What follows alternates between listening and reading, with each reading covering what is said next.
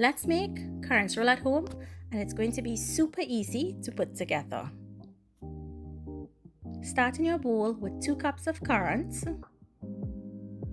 To that currants, we're going to add brown sugar. Light brown is best, or white. Do not use dark brown. Some salt and some freshly grated nutmeg, along with a pinch of cinnamon.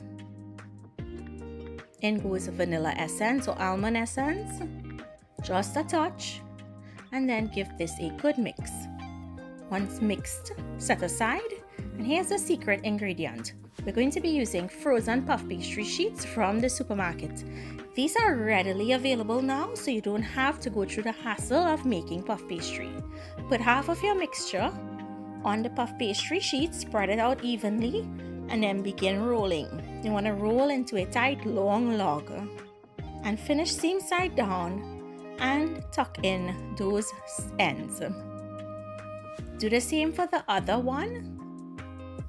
And then you have 2 that goes to bake at 350 for 40 minutes until it's golden brown. Cool, and then cut and enjoy. Your kitchen, if not your entire house, is going to smell so heavenly.